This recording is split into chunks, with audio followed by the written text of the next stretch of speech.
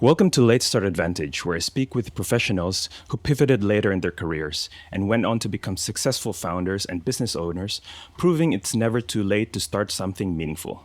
I'm Jacques Valencia, and today I'm joined by Mark Healy, founder of Graduate Coach, a career coach and trainer who spent over a decade helping thousands of engineers, graduates, and professionals land meaningful work. Not just any job, but work they actually enjoy. After starting his own journey as a project engineer across major infrastructure and energy projects before transitioning into helping others navigate their careers. If you were to give someone your number one tip on how they can come to work in Australia, would you suggest to them to study university first and then get the job here? Or would you suggest for them to get experience in their country first and then migrate here? I think it's definitely better to work, even if it's for 2 years back home. I've got a lot of Nepalese people. So the worst thing I don't like is when they study 4 years in Nepal, come straight to Australia and study 2 years because of their international. It's extremely difficult online to get them. So they have to either pay for them through different companies that provide those internships. But the problem is with those sort of things, it doesn't teach you how to get a job, and B, often they're not great work experiences. Yeah, you get a tick in the box. I did an internship, right? You want real experience. So you graduate, you've got 6 years of study and no experience, right? And then what I do is I start with the big picture, the nucleus, and I say, well, if you're mechanical, electrical, civil, you can work in these sectors. Agriculture, mining, oil and gas, food manufacturing, building services, power generation, all that sort of stuff. So from there, I pull those sectors apart and I show them where all the companies, like they're normally applying to work, which is fine, but they don't know where those companies fit in. So let's say, for example, APA Group, Gemina, or AGL, they won't know they're in the oil and gas industry. They will just apply to a graduate program, and that's it. So I go, that's a really difficult sector to move into for lots of different reasons. And, then I'll talk about BHP, Rio Tinto, and all these sort of massive companies. I go, oh, dear God, if you knew how big they were, they do provide opportunities, but not as much as they think. Now, if you look at AECOM, Oricon, WSP, roughly they put on per year 175 graduates across Australia. So that means that there's roughly, there might be 3 or 4 civils, 3 or 4 mechanicals, 3 or 4 electricals per state, roughly, maybe less. The probability of that succeeding is very low. And generally the rule of thumb would be, usually to get into those programs, you normally get an internship. If you get an internship at, let's say, Beaker, you'd progress to maybe the top 100 or 200 graduates. By getting that internship, you're sort of being vetted as good enough. So there's a lot of that stuff that goes on, and it's just human nature. There's nothing erroneous going on. There's nothing really sinister going on. It's just people are trying to make it as easy as possible for themselves. You have to put a lot of work into graduates to get them ready. The worst part is in a lot of cases, they're extremely optimistic.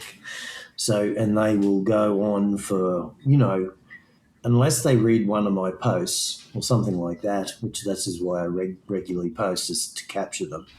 Or And I this get is in LinkedIn or... LinkedIn, yeah. And a lot of people come over with 15 years of experience and they've worked in tier one companies overseas.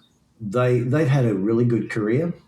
Sometimes as you climb into your later years, so you get past the 30s and you move into the 40s, sometimes you want to move away from the small to mid-tier businesses into the bigger ones because to be honest, it's a bit easier. You know what I mean? Whereas when you work in a small company, the work isn't as juicy, but you do everything, which is perfect for a grad. The mid-tier companies are like, they're the most dynamic because you can be in a company like that and they say, oh, we've acquired another business. Okay, wonderful. And we're going to appoint you as general manager. You've been doing such a good role. Whereas you would never get that chance in a really big company. They would go out and look for someone who's done it previously, So I always think the mid-tier businesses are the juicy ones, and they're the really good ones. They're the ones that are growing, got growing pains. They're looking for good upper management, and if you're, motivated, and you've got solid international experience, you speak well, you present yourself well. There's you got to go there and serve some time, and as they serve the time, I have no doubt in my mind that they will just naturally rise to the top. How did you learn all of this? Is it just through being a graduate coach, or did you learn all of this before being a graduate coach? The nucleus to what I know is I started off as a tradesman. So after I left school, I didn't work as an engineer. I worked in a meatworks for 5 years as a fitter and turner. So in So what? Rockhampton, Sorry. a fitter and turner, which is it's like a mechanic but of fixed plant. And what fixed plant is essentially things that are bolted to the ground. So cars are not bolted to the ground; they move around. So the mechanics and diesel mechanics fix them. But the fitters, we're in the meatworks, the dairy industries, the mining sectors. The equipment all stays stationary, and we go in and we keep it moving, keep it working. So I did my time there. I did 5 years. I was in Rockhampton, and I applied for the associate degree in civil engineering for some strange reason, and I got into it. When you're 22 and you're going back to uni, it's such a big deal, and that was my first decision, like real decision for myself. To go back to uni. Yeah, to go back to uni. The previous ones, my hand was forced by my parent. My one of my parents, said, Dad was sort of saying, look, I don't want to, I don't want you going to uni. I want you working. And I thought, I don't want to do that just yet. Anyway, as a young kid, I just wanted to have fun. I really did. All I was interested in doing two things: playing hockey and chasing women. That was it. That's all I wanted to do. Work, that was optional. And Yep. so, Every and boy's dream. every boy's dream, right? And then when I went to uni, I I did 1 year staying with my best mate's parents, and they were great friends of mine. And I always had to work to earn extra money, so I did farming in those years, and also filling bags up with rocks, gabion baskets, all these civil things around railways. I worked near the power station. I did all this weird stuff. Did explosives. This is when That's sick. working at heights and working in confined spaces and working with explosives was just. I was literally walking around. I was in the back of a car you would call it dynamite, on my lap, with all the fuses sitting there, and I'd just roll down the road and they'd dig a hole and I'd lower the dynamite in the ground, and I'd fill it up with prill and I'd bury it and I'd stand back and we'd blow it up. And I wouldn't say I nearly killed myself, but one day I thought I'd experiment with how much I could put in the hole. So I dug a really deep hole and filled it up with all explosives. And I was standing in the bush and I was behind this big tree and I bang, and it was like slow motion, this rock the size of a house come out of the ground and just kept going up. I thought, it's defying gravity. It was about 150 meters up. I thought, no. And then I could hear all this, and all the trees were starting to just fall down around me. I thought, oh no. So I hit the deck. It was all the rocks. All the rocks, all the shale was just flying out everywhere. And I'm just standing there looking at this rock, and there's branches, and where are all these branches hitting me for? So, crazy times. But I wasn't like, what would you say? You risk, like trying to do those sort of things. You're just curious. I was curious. I was in the middle of nowhere. I was in a huge cow farm and cattle yard, and I'm like, what the hell? Let's give this a go. Yeah, it's like the show Mythbusters, Everyone's seen yeah. Mythbusters. Yeah. I bet you everyone wished that they're the ones that would detonate the explosives. Yeah. Oh, that would be sick. I didn't think anything of it. It was only recently I was reminiscing. And I went, oh my God, yeah, We were thinking, that's right, I forgot about that, And yeah, so we did all, but I worked really hard. Like when I was studying, I got a job in the co-ed grammar school in Rockhampton, and I was a boarding master, and I did that for 4 years. I was looking after about 130 students from grade 8, 9, 10, 11, 12, all boys. And on the other side were all girls in all the wings, the two big wings. And there was couple of buildings. And there was about, I think, three or four of us, and we would look after them while they're at school. And they would give us free lodging and free food. After I did 1 year of that, I then went on to do a bachelor's. After the first year, I thought, oh my God, I've only got one more year and this is over. This is good fun. I'm thinking, I'm enjoying this. Is better than working. So once I decided to do a Bachelor of Mechanical, I switched over. From civil to mechanical. I thought, right, I need another job that's going to carry me over. And as it turns out, my girlfriend at the time, her dad was a boarding master, Dennis. And Dennis brought me up there and introduced me to the head of the school. And, I was 23 or something, and they go, what do you think? I said, this is perfect. And I just thought I'd hit pay dirt. And it was. I loved it. I loved everything about it. It was fantastic. One of my favourite times in life. So studied hard and worked there. I had to do 14 hours a week. I did more, but generally that's about it. And those, ironically, all these kids were from the country, and then they were usually had a little bit of money because mum and dad owned massive cattle farms, and that's where I got my step into BHP. Was one of the boys that I was working with. I looked after him. He got himself into a bit of a pickle when he was a young guy, and sort of swept it under the rug. And I didn't. I just did it because I didn't want to do any paperwork or anything like that. So, and it wasn't a big deal to me. But next thing you know, he said, "Would you like to talk to my dad?" I said, "Yeah, sure. What's your dad want to talk to me about?" So he's the mine. He works at Siraj and BHP mine. I went, "Oh, right, okay." So, yeah, sure. Spoke to him on the phone, and he said, "Would you come out on the holidays?" I said, "All right." So when I just literally got on a bus and got out there, they picked me up, of course, and I worked there for the next. So I worked at the school during the school period, and on the 3 months off at the end of the year, I worked in the mines. And this is where you were an associate civil engineer, where you get to blow stuff up.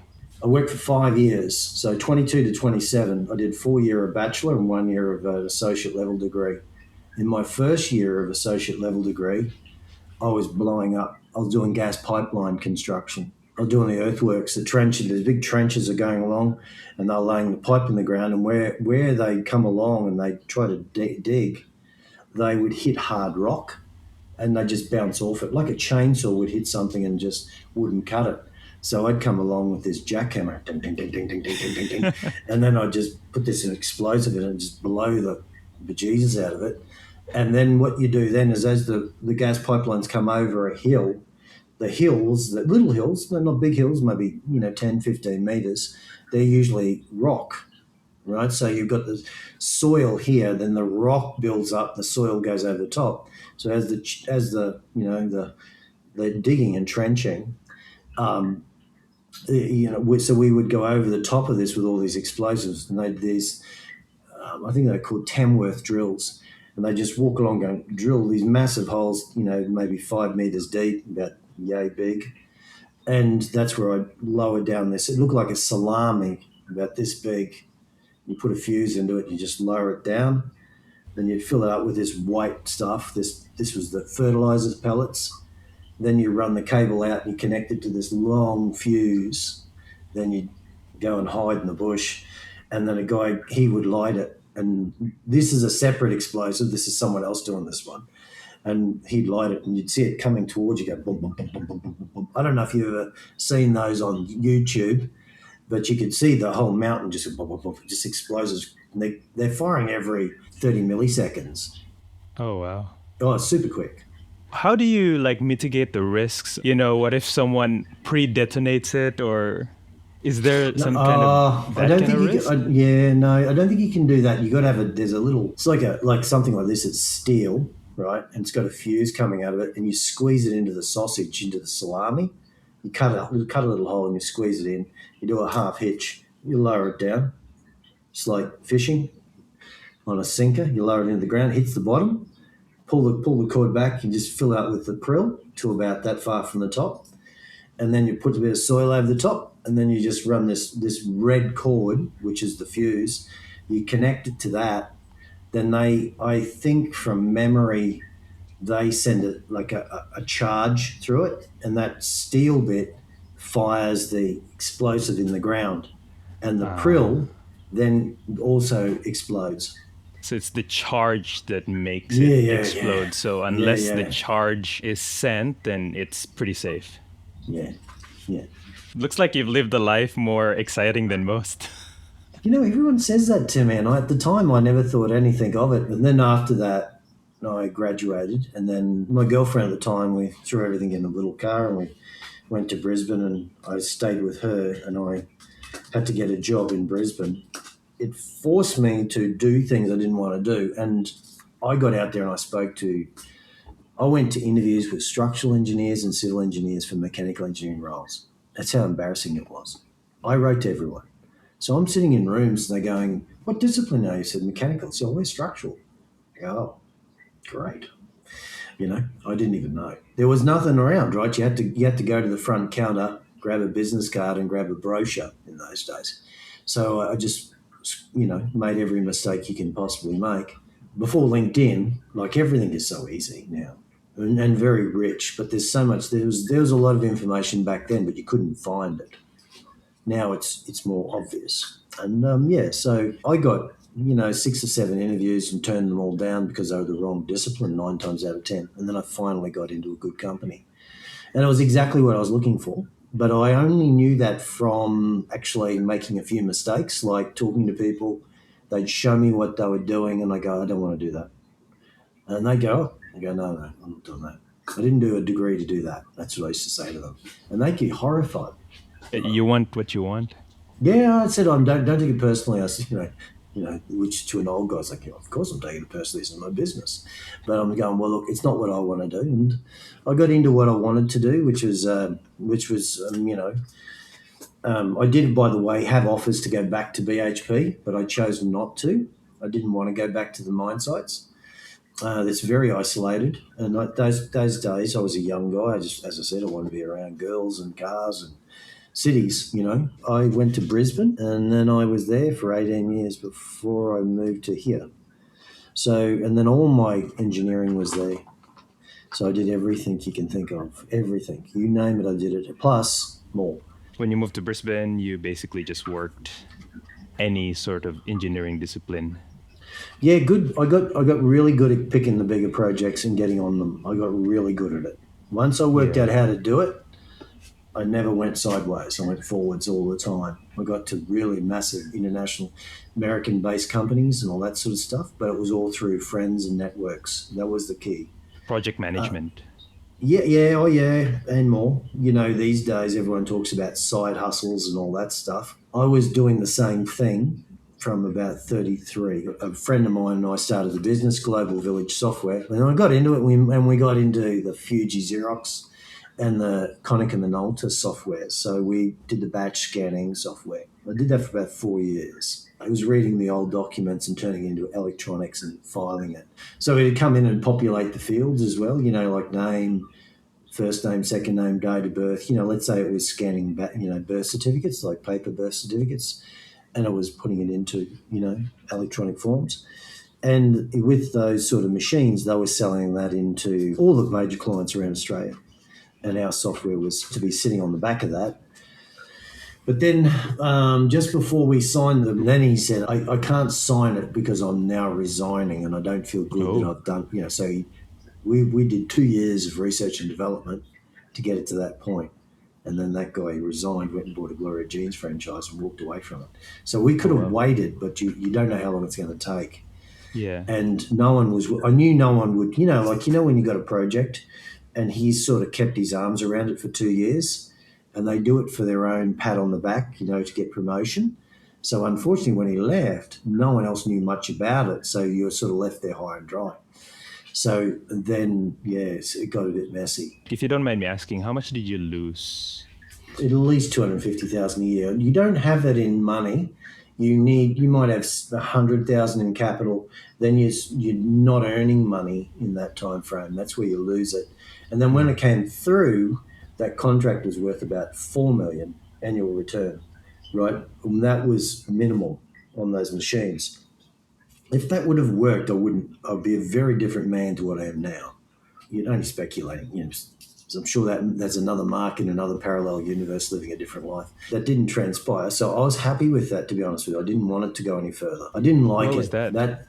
Well, I didn't enjoy the work, and I didn't enjoy the work because I didn't enjoy the people. They were really snaky. Yeah, I don't know why. That's what I liked about engineering. It was really down to earth people doing engineering. Like it was good people. And so you knew where you were. Even if you're arguing with people, you know where you are with them. They may not like you this year, but they'll like you next year. It happens. Life goes on, but these guys, I didn't understand them. It was a different sector. It was a juvenile industry, IT. It hadn't really taken off until just leading into 2000. Like people were making in those days $800 a day and they were 22 years old. That's in 1998. They're making $3,000-$4,000 a week doing nothing when it all went boom, bust, and bang.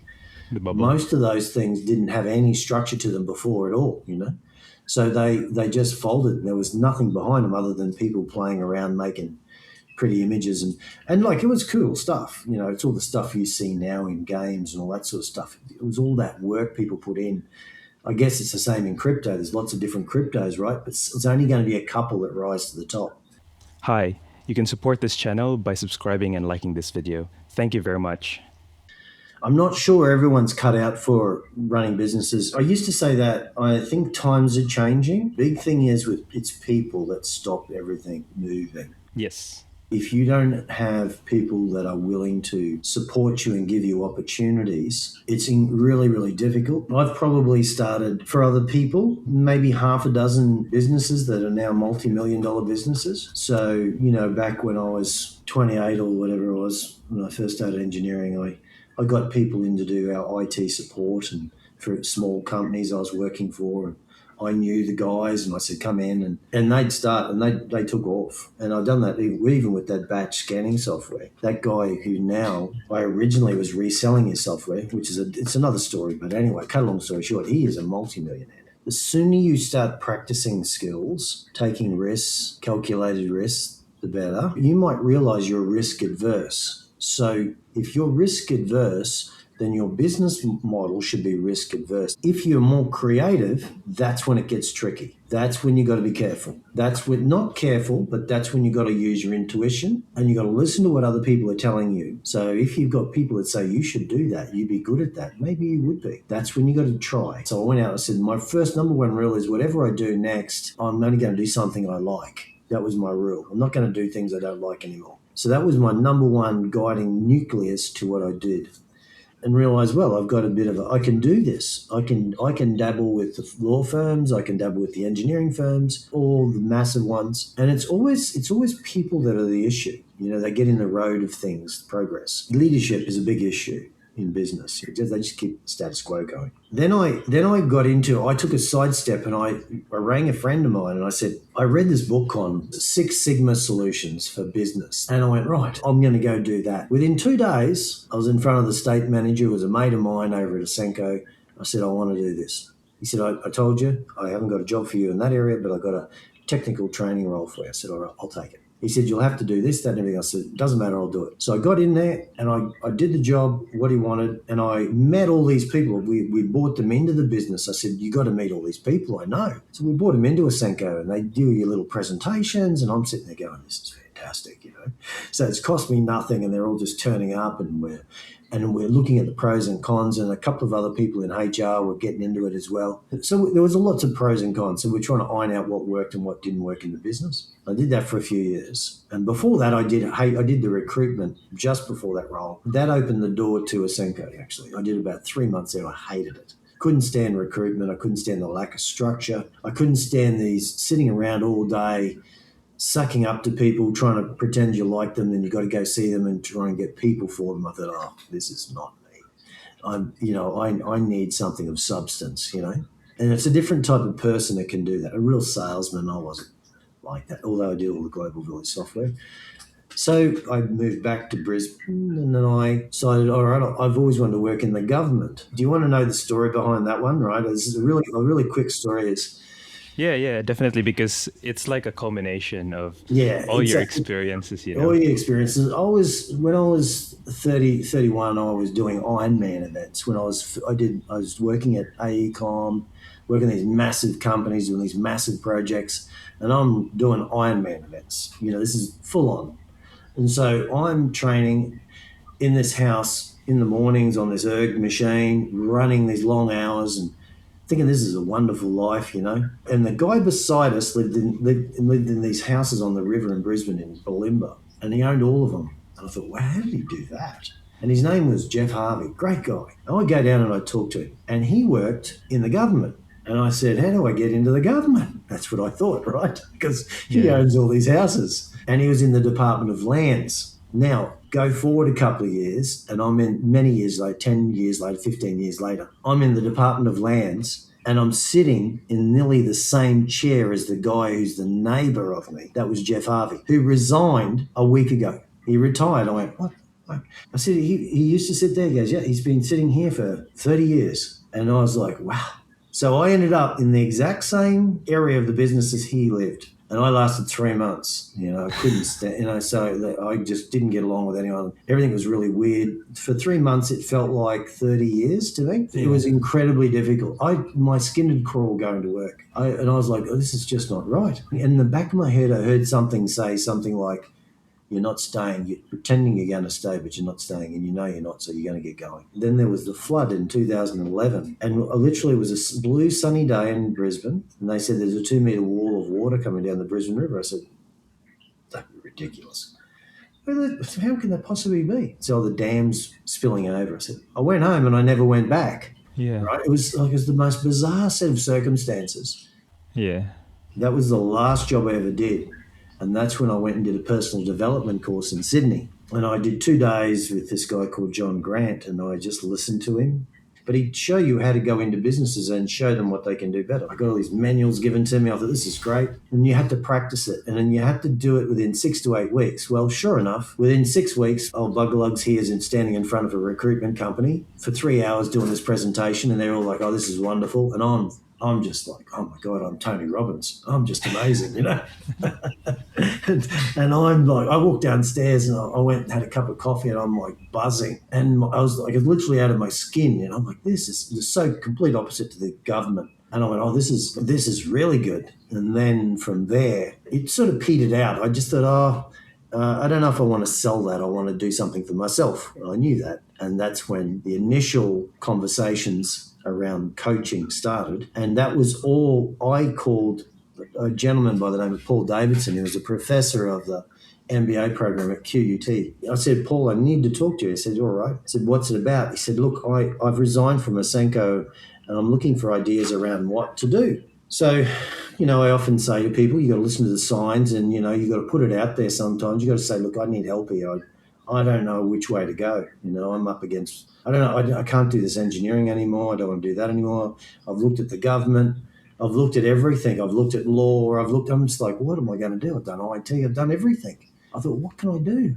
And I'm not joking. He was just like, you're sitting there and I'm sitting here, and the phone rings. And it's Donna Williams, who was the former HR manager of Asenco. He goes, oh, Mark, it's Donna Williams. I said, oh, say good day. I said, all right. I said, Mark Healy's here. I said, oh, what's he doing there? Oh, we're just having a chat about he wants to start a business. And she said, I can't find graduates. And I'm sitting there going, you can't find graduates. I said, this is QUT. Come over here. There's graduates everywhere. I've left Asenco, Mark, and I'm now working at this defence company. I said, oh, okay. She was a real go-getter, this woman. She was a real high flyer. And she said, you just can't find graduates to want to do these graduate positions. I said, you've got to be kidding me. I said, really? He goes, yeah. And Paul said, there you go. That's your business idea. And in my mind, it was like a red mist. I said, okay, that's a stupid fucking idea. That's the dumbest idea I've ever heard, right? I walked outside and said, stupid fucking idea. Universe, you suck. It's like, So you initially thought it was the worst idea ever, is it? that was the dumbest thing I've ever heard in my life, right? That's the dumbest thing I've heard in my life. I thought, how the fuck am I going to do that? That's all I could think of, right? I knew that was the answer I was looking for. I knew that, but it was a bitter pill. It was like, 14 cloves of garlic and bunch of ginger and trying to swallow it at once. I'm like, oh, this is not good. And so I walked downstairs and I calmed down and I had a cup of coffee. And of course, as the moment these seeds are starting to germinate in my brain, they're like, tick, tick, tick, tick, tick, tick, and all the little feelings are going out. And I can sense I'm getting answers. And I thought, how in the fuck what am I going to do? So in a nutshell, I went home and I thought I could start a resume business. So I did. And I thought, how am I going to get people? So I went on to Gumtree and I wrote if you want your resume done, cost this much. And no one responded. So I thought, oh, that's no good. So then I wrote this story about, would you like to go to the mining industry? And it was like really well written. It was beautifully. And I looked across and I used to advertise it in the job sector. So it looked like a job, but it was a resume service. And I got people join all the time. You sound like you know what you're doing. So I do know what I'm doing. And then I started with the resumes. And then I sat down one day, I said, they need more help than resumes. And then it dawned on me, I thought, well, what else can I do? And then honestly, it hadn't occurred to me all my life experiences were perfectly suited to this solution. So I started writing stuff. Oh my God, do it this way. This is, and I just wrote this 3-page manual. It's easy, right? So then I went to $600, $700, and I'm advertising that under the same thing. Then people were contacting me, and then RMIT contacted me. So the graduates got hold of me and said, you got to come into RMIT. I said, all right, set me up. Next thing you know, I'm down in Melbourne and I've got a week's work and a good chunk of change, and I had to train up about 130 graduates. And so I've got all these ideas and I'm starting to formulate them, and I'm doing ironically, John Grant's avoidance behavior, not to avoid things. That was my opening 15, 20 minutes. So, it was very, very interesting to watch, like how to do it. Punchy, yeah. And that was from him, and I said, oh, this will be good. I did that. And then I went into my side of things, and I had to use my sort of charisma and energy to get them all focused, and then they loved it. After that, there was a problem in 2012 or 13. There was unemployment was quite high. Industry was on a little bit of an economy slowing down. So I relocated from Brisbane to Melbourne. LinkedIn was starting to take off, and I just started to run Gumtree ads. Then I started to post on LinkedIn, and then I don't know when I stopped running Gumtree. Oh yeah, that's right. When it went to $3, I went, I'm not paying for that. That's ridiculous. And so I just started using LinkedIn. It was free. So I just wrote posts, and then I just started to get more and more people. And then you have to get results because it's a concept. And hard work at first. Oh my God. At that point in time, on the first year, how many clients did you get roughly? Oh, probably 50 or 60. 50 or 60. Yeah. It was a gross revenue of only about 36 grand in the first year, maybe a little bit more. But I knew it was working. And then I was contemplating I'm a highly qualified professional. I've done all these weird things. I know I can do it, and I can earn a lot more money than what I'm doing now. So it was you have to weigh out. That's when it's hard.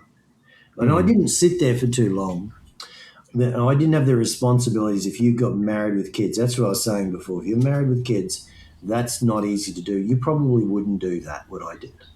Now, if you can take the risk and you got the financial support, you can take the risk. And you should. There's nothing to lose and everything to gain. Yeah, then over the years it grew and grew and grew. And I used to say about 20% per year would be good. So, 30, 50, 60, 75, 85, you just keep growing and growing and growing. Then you get to a point where you go, right, I need to either put someone on.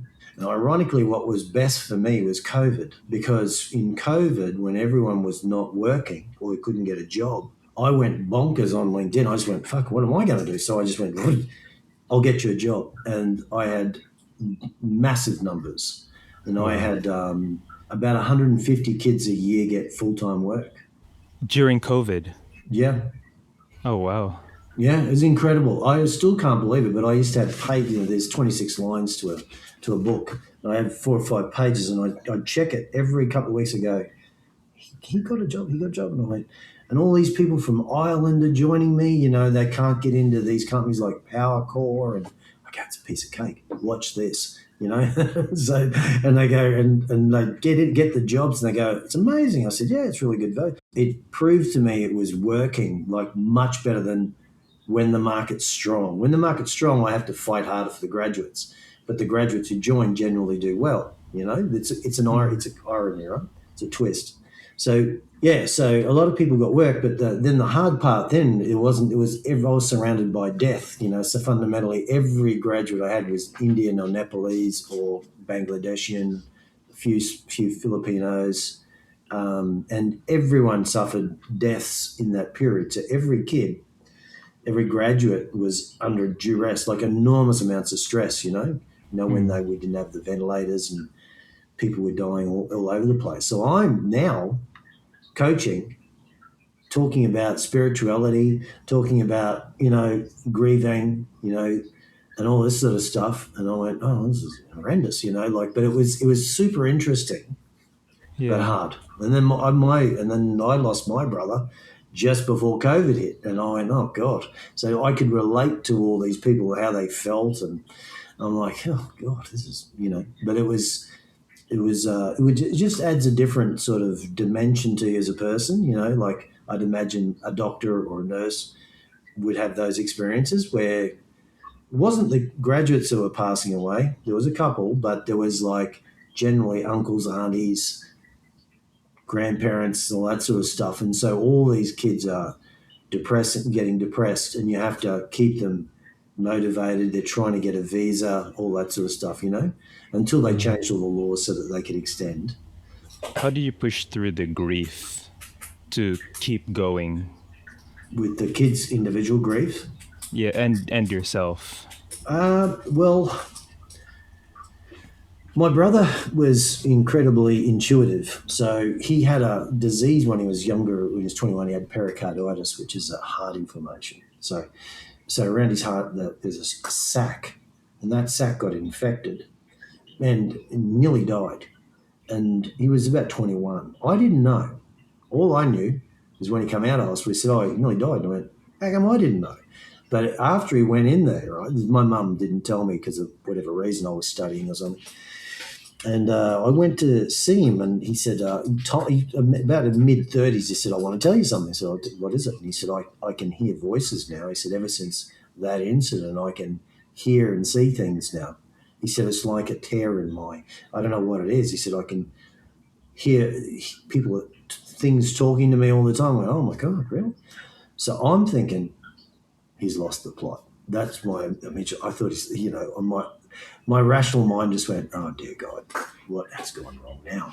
So, and then we sat down and we talked about it, and we met. He was getting training from other people, and then I watched him work with people, and yeah, amazing. He could predict things that you shouldn't know. You shouldn't know the things he did, like as in the things he could do and tell you. There's no Yeah. way. And he predicted, like, he predicted stem cell research and stem cell prevention on cancer for this young guy and all this sort of shit. And I was like, what the fuck are you talking about? And then with, like, he told us on, let's say in February, and in March or April, they trialed this guy on this stem cell research, and he was cured of, bone cancer on his spine. Yeah. Really, really, really bad stuff. And yeah, did amazing things in relationships. And people, you've met this person, they really like you, but it may not work out. They predict all these things. It was incredible. We were talking, then we would talk about the other, like what's on the other side, or what it looks like, or what he sees. And it opened my eyes up. So I started researching it and started to look at different, the Hindu philosophies and Buddhism and all that sort of stuff. And in those days, in the early 2000s, Abraham Hicks and things, I was listening to them, and Wayne Dyer and all these people talk about, your ego, controlling your ego, meditation, mindfulness. And that was all the same as what the Hindus and the Buddhists would talk about.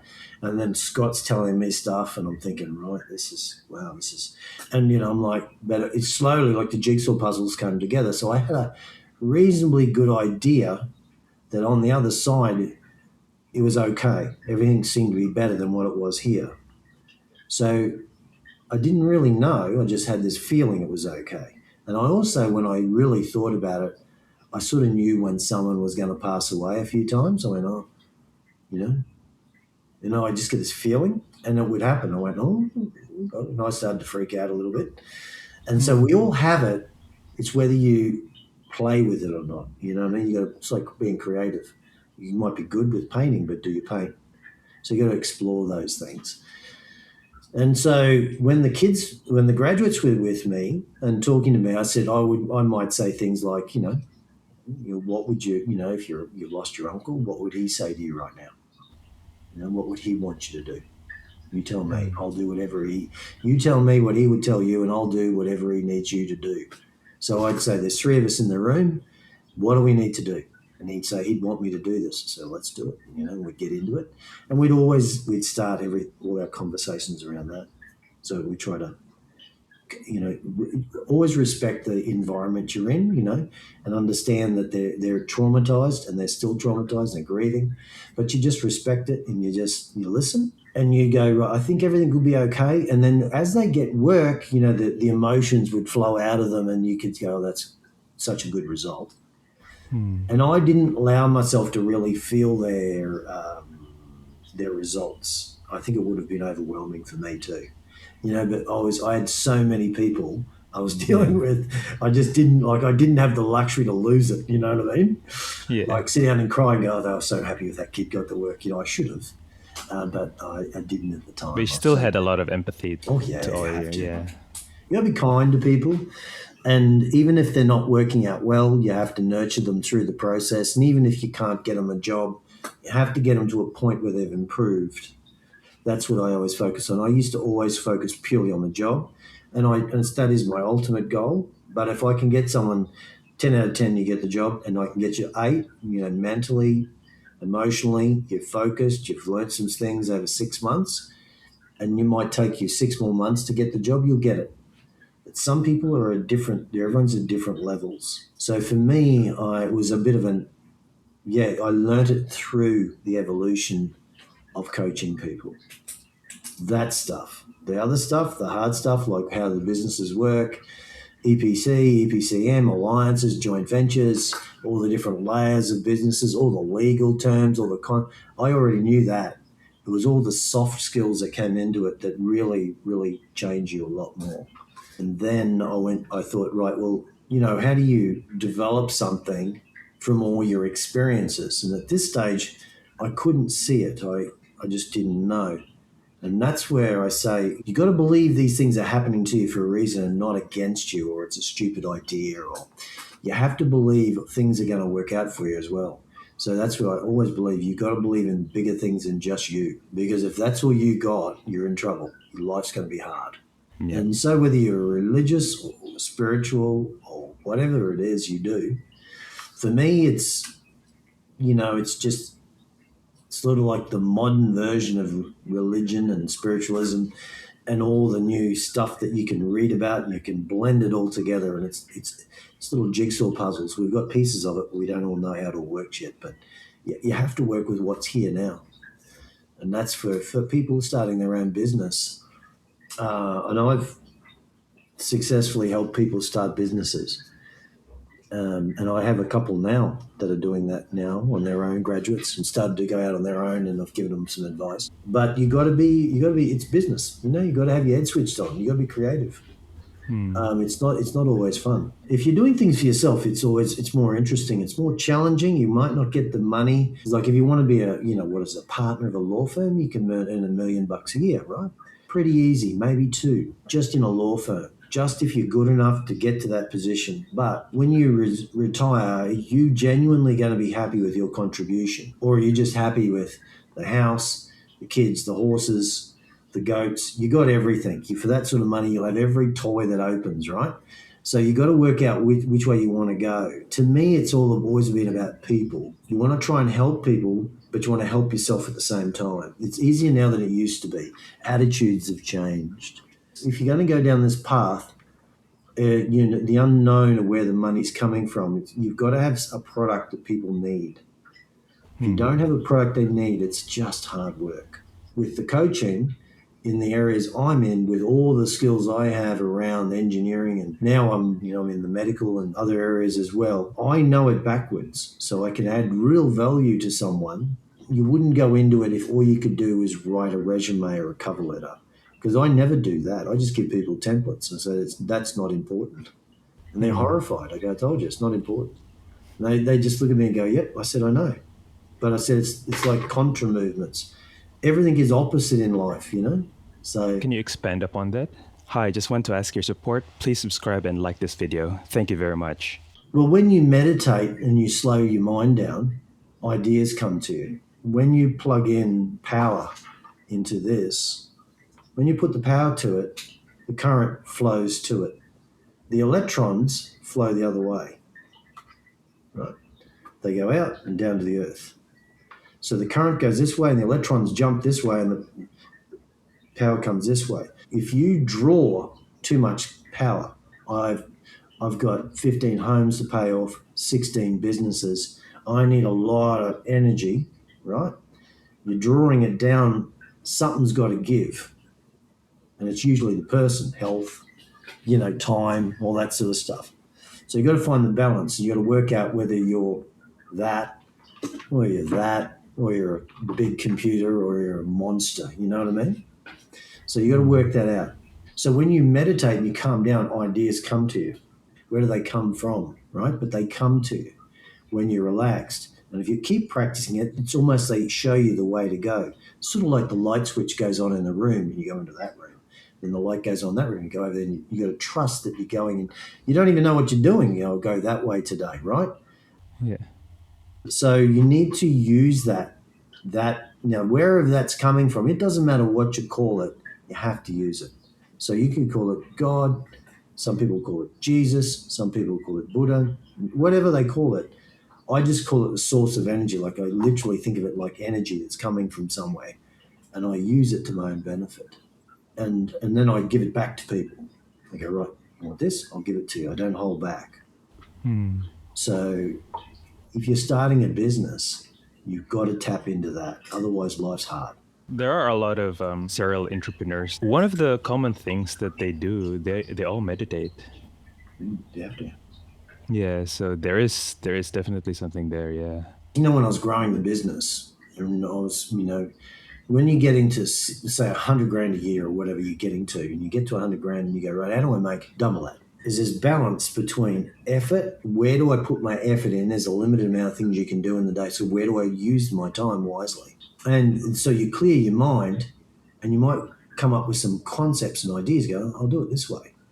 And you do it and you think, why did I do it? Sometimes it doesn't make sense. And then it makes sense tomorrow. You have to trust that you're getting the right information as well, wherever that's from. Now, I also do prioritize my work and all that sort of stuff. But I did that after I got my intuition to work. Yeah, the shift started to really take root when you started to do the meditation. Yeah, it's a practice. Like if I don't meditate, I don't notice it. All I notice is sales will go down. Then I meditate. I'll do two days a week, one in the morning and one in the afternoon. So when I'm feeling a bit low, I'll meditate. I'll lie down on the ground and I don't do 15 minutes.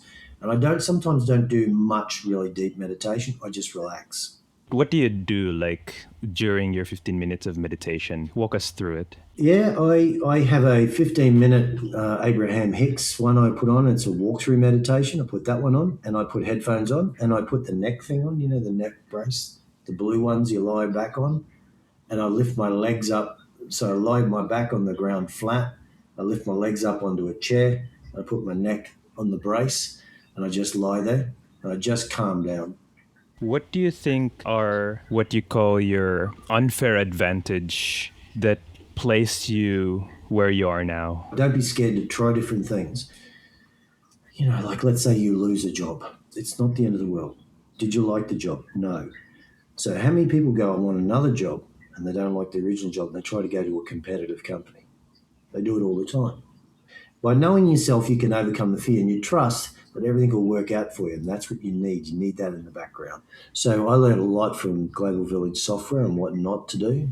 And I always say to my graduates, pick something you like, and then I'll show you things. And even if you don't like all the options, pick the one you like the most, and then we'll try to find an option within that option as well. You've got to believe in something other than just you. You're just doing it. Something's, think of yourself as like someone's moving you around or steering you or guiding you a little bit. And that's, you got to think of it that way. And you got to calm your mind down when you don't want to. So there are days where when I'm meditating, I squirm around the ground, uncomfortable. I don't want to be there, but I give it 5 or 10 minutes, and then I might even go to sleep, and I'll wake up and go, oh, that's better. I feel better for that sleep. Then I might meditate for 10 minutes, and then I get up. And I might lose an hour, but it's okay. I feel better. You've got to piece together all the little things that seem insignificant to you as well. When I was a kid, I used to do the presentations at school when I was 5, 6, and 7 years old. Oh, grade 5, 6, and 7, 10, 11, and 12. I do a presentation to people at school about electricity or whatever, different artists in Australia. I just found it interesting. I don't know why. I just did. And then I knew it was just being creative. I wanted to be creative. I didn't know that's what I wanted to do. But those things, the reports I used to do and do on electricity, if you look at the things I do now, I write about how to work in mining, what land development projects are, how to make a solar farm, right? I'm doing the same shit now, just on a bigger level. You've got to find how much do you need? Do you need as much as you think? And often as you don't. And as the older you get, the less you need. My mother says, I go, Mum, we want some new shoes for Christmas. I said, Mark, no. Mark, I like this pair of shoes I bought 10 years ago, and I'm still going to wear them for another 10 years yet. Said, and I bought another pair 5 years ago that they're replacing these pair in 5 more years. She's got no intention of change. She doesn't want anything, right? She's happy. She said, the most important thing is you come home for Christmas. I said, okay. That's all it is for her, right? And for me, as I get similar, I still have aspirations to do things or buy a new car or this, but that does wane a bit. It does wane. It's not as important. If the goal is to just say I'd make $100 million a year and I want to do that till I become a billionaire, and then, you die, what's the point of it all? They're chasing the number rather than what the number means. Yeah. I've been doing it 13 years now, so in my first couple of years, you have to work a lot harder at first to get to traction. So I was averaging about a couple of thousand people a year. Talking to them, you'd only get a small portion that would join. Just before COVID, 2018-19 started to take a lot more shape. Really? Oh, yeah. I actually made money in the first week I started, but it wasn't much. But it was something. It was a good indication. Look, there's only 2 things you can do, really. Ultimately, you can either sell something, like I'm a coach, so I sell my time and I sell courses. Or you can resell a product of some description, whatever that may be, cars, caravans, solutions online, whatever, right? But either way, you can ramp those up more than what you do with like a coaching. You can certainly ramp up coaching and all that sort of stuff, but there's diminishing returns for effort. So you can make more money with, say, probably 2 people than you can with 7, as an example. Because you've got more wages, more people to deal with. You're always working to keep them working, right? And then you have to question yourself, what the hell am I doing all that for, I've moved away from what I really wanted to do. How have you evolved from day 1 to year 13? It's just more structured. The bones are similar. The skeleton was similar. The concept of networking was the substance. Where all the different muscle groups come around the skeleton is where your experiences of dealing with different people and all the grief you find and all the people that are suffering from depression or just sadness or frustrated or angry, that they're in those different emotional categories. And some are obviously in the other end of the spectrum as well, in the minority. It's the product you have, and then how you adapt that to all these different people. And to make it more fit better, you tend to have the simplest way to put it is have as much structure as you can So nowadays, if you join, you get a folder of information given to you. And I developed that folder and all the individual documents in that folder. And you get little videos to watch to get started before you meet me and all that sort of stuff. Right? That never existed. So I've that all those little things, little iterations, the little Thomas Edison stuff, little things. I'm sick of doing that. So I film myself talking about how to call people, and I go, oh, I can do better than that. So I do more on it, right? So then I go, you got 4 videos. These are the basics, and here's the really detailed ones. And they go, oh, and they all do this. I had no idea. I just thought, I said, I go, no. It's just an unlimited amount of information if you want it, and you can use all of it to start your own business, or you can use some of it just to get a job, or you can do it for yourself just to improve your communications. You got choices, and so you hit them with different layers like a cake. And I just spill it out because I enjoy it, right? So like when I write these things, I'm a happy camper. This Right? is your heaven. I'm Picasso, and I'm loving all that stuff. And so I could give you everything you needed, and I know you won't read it. I know that, but I'll still write it. And now I'm almost doing audiobooks, going, right, I'm going to read it to you now. Because they don't do it. And I go, you've got to read this. And they go, that's it. Click on that video and this shows up. And this is what I was trying to show you on the video. Watch this. And that refers to that process flow diagram over there. And they go, oh my God. I go, yeah. Even though it says it to do that, you didn't do it. So I'm going to do it for you. Yeah. So that's over 13 years you get to that point, right? And then when you do that, your results go through the roof.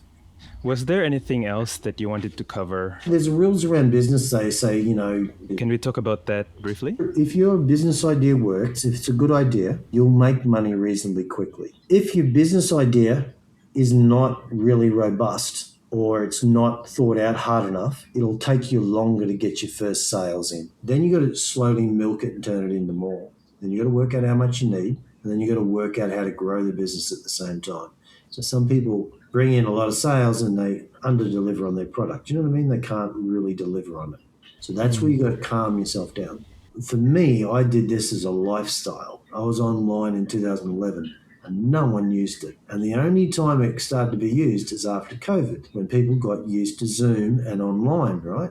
And all the lecturers went online. So the timing is important as well. Your ideas grow over time. So you might be working like I was between 2013 and 2019, making a living, nothing exceptional, but you're learning a lot of things and you're enjoying your work. And then through circumstances like COVID, changed the world. And for me, I had an office on Flinders Street and I closed that. And then I worked from Zoom, which I didn't even know what it was. And then we started using that. And then we went to Loom, LWOM, and we did little videos there, right? And like all these little weird names slowly built into our everyday life. So that was into 2020, 2021, 2022. That became mainstream. Now, 2026, we've got AI. And AI can punch out a video, different photographs, rewrite your manuals, you go, holy crap. Right? So if you're doing business in that time frame between 2013 and 2026, there's been massive changes. You might just look at the end product and say, oh, I've done this, but there's been lots and lots of iterations to get to that point. And sometimes outside of your control. Like when COVID came along, that's when I had to draw down on my intuition, like, right, there's no way if I'm doing things for the right reasons that this should collapse. That's what I used to say to myself. So what can I do? So then I went, write some posts on LinkedIn. And I just started writing posts 3 or 4 a day. And I was just pulling in business hand over fist. And that's where you need to take actions to bring in business. But it's got to be in alignment with what you really like. You don't just do it for the sake of doing it. You do it because there's a reason behind it. So and then your time frames, I couldn't predict COVID nor AI, but I'm still in the game and I'm still changing to suit the game. The chessboard's no longer 2-dimensional, it's 3-dimensional, moving towards 4 and 5 dimensions, So you've got to keep adapting. So as you adapt, and if you adapt well and you read the signs properly and you use your business acumen and you keep enjoying what you're doing, you will find the answer. because it's the humans that find the answer. AI is not finding the answer. It copies our answers and gives it back to us. That's what's happening at the moment. So we're still solving all the problems, but we're using it to help us solve the problems, as far as I can see. Your income stream is directly proportional to how much value you bring in. If you have a product that no one wants, you'll have a less income stream. If you have a product that people need and you market it well and you get good results, it's a good product, you'll do well. And you've got to be willing to put in the work. Endless conversations. I don't do it as much now before I become more structured. The amount of time I spent on the phone on a Saturday and Sunday was ridiculous. So I had to bring in the business. I had to do the phone calls, and I was doing them at night, in the mornings, at lunch, whatever I had to. Just do what you got to do. You don't follow your passions. You find something you're good at it, you work at it, and then that becomes an interest. You get really good at that interest, and then people know about you're good at it, and then they follow you and respect your opinions. And that's a good way to do it. Now you're in your 13th year. What do you envision that's next? I'm going into more online. I'm online now. I'm trying to slipstream as much as possible. As, for example, at the moment, I'm rewriting the mechanical engineering package. So I say, there's 12 sectors, and these are the 12 sectors, and I've started to bridge it. So I've broken it down so a graduate can understand it. It's like everyday language. And they go, yeah. And then it goes out to the world. Then eventually that will go, the cost of all these things will come down because I won't coach it. Okay. Unfortunately, if I'm not coaching, the results don't come because people don't have the motivation. When they're younger, the boys at 24, 25, 26, they're not motivated enough. If they're unemployed, right, and they're struggling to get a job, then they're lacking motivation, right? So they come to me to be motivated. And you know what they want to do? They want to talk all the time. They don't want to do any work. So I give them things to do, and it shocks them so much so that they're like, oh my God, this guy's just beaten me within an inch of my life. And I'm just like guide railing them down the road with a stick, with an electric prod, just pushing them down. They go, holy fuck, this is hurting. I go, yeah, it's going to hurt a lot more if you don't keep going. So they get there and they come out and they go, oh my God, I got the job. And they're almost shocked. And I go, yeah. So if I could reduce that issue, it'd be wonderful. And that's the human part. It's always been the issue. Every trainer will tell you, I've written the most perfect course on, whatever it is. And they say, people buy it, but they don't use it. Okay? I know, it's weird. It happens all the time. Thank you very much, Mark. You're welcome, mate. Yeah, you're so an amazing human being. Yeah. So are you, mate. Well done for doing all this. Appreciate it. Thank you. And where can people find you? You can go to the Graduate Coach website, graduatecoach.com.au, and you can, if you want to talk, you can book in for 15-minute phone calls for nothing, and so you can just go there and it'll appear as an appointment. You can do that 7 days a week, and that's a starting point for most people. So you just book in for a chat. Usually there's a reason behind it, work. I do other things these days apart from just coach business ideas and that sort of stuff. If you've got some concepts and you think you need support around that, I can put together some packages for you. I have other people doing the same thing. The GAP program, Graduate Accelerator programs. There's long-term unemployed, and then there's just normal grads that come out like a year or two ago. Then you've got ones that are 5 years unemployed. And then you've got others that are doing businesses now. So I just mentor people where they need it. I can come out and speak in businesses and leadership, encourage the new leaders to come through and to put your best foot forward and try to be a better human than the people before you, and also you've got to recognize, I think, that we're all just building off each other, really, So if we are reincarnating and I come back as next year as another kid, right? I'll be building off what you've done or I've done, So we're coming back and we're building like layers to a cake. So if that's the case, then we're all on the right track. So we've got to leave something behind that helps people. So leave a good footprint, leave something behind that you can't miss, even if it's a big hole. Don't go down there. That doesn't work. Well, thank you very much, Mark. I hope you have a great day. You too, mate. See you.